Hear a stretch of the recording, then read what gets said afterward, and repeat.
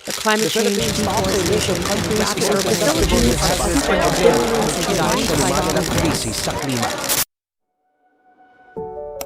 Sa unang tingin, tila isang obrang maestrang gawa ng isang sikat na pintorang karagatan. Mga korales na sumasayaw at tila sumasabay sa alon at ang araw na humahaplos sa kumikinang na tubig. Mga pawikang malaya sa paglangoy, kasama ng mga isdang nagsusulputan na tila mo'y bahaghari sa ilalim ng karagatan. Ito ang karagatang minahal natin. Ito ang tahanan ng milyong-milyong buhay. Ngunit hanggang kailan ito magpapatuloy? Hanggang kailan magliliwanag ang dagat kung tayo patuloy na nagiiwan ng bakas ng lason sa katubigan? Isa ang bansang Pilipinas sa pinakamayaman pagdating sa laman dagat. Ito ay binubuo ng 30,000 isla. At nandito, higit sa 6,000 kilometro ang ating dagat. At ang ating exclusive economic zone ay sumasabog sa malawak na karagatan.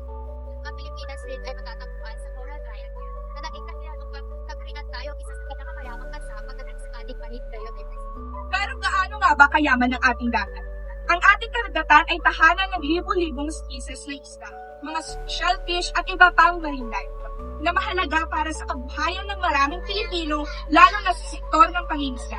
Bukod pa rito, mayroon din tayong mga makabuluhang coastal ecosystems tulad ng mga mangrove forest na nagsisilbing taguan ng mga maliit na isda at nagproprotekta sa mga komunidad sa baybayin mula sa bagyo at coastal erosion. Sa pangkalahatan, ang yaman ng Pilipinas sa dagat ay hindi lamang limitado sa pagkain, kundi pati na rin sa pagsuporta sa iba't ibang pang-industriya at pagpapanatili ng balanse ng ating kalikasan. Ngunit ang tanong, ito nga ba ay nagagamit natin ng tama? Taon-taon hindi kumulang 8 milyong tonelada ng plastic ang napupunta sa karagatan. Ikada ang bibilangin bago matunaw ang isang pakete ito. Ngunit ang katotohanan, hindi ito tuluyang nalulusaw. Ito ay nagiging microplastics na nakakaapekto sa mga lamang dagat.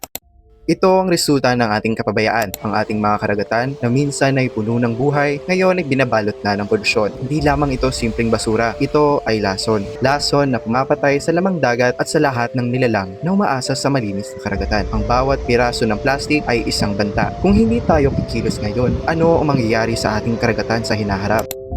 Sa bawat pag-alon ng dagat, may kwentong pilit na isinisigaw. Mga sigaw na matagal nang hindi pinapakinggan. Sa kabila ng lahat, patuloy pa rin ang pag-ikot ng mundo. Ngunit, hanggang kailan ito mangyayari?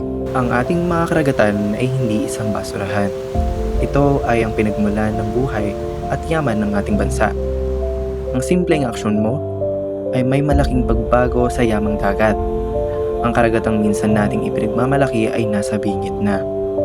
At habang patuloy na lumalalim ang sugat na dulot ng ating kapabayaan, may isang tanong na hindi natin maaaring takasan. Kung ang dagat ay patuloy na nagbibigay sa atin ng buhay, hanggang kailan tayo mananatiling manunood habang unti-unti itong namamatay?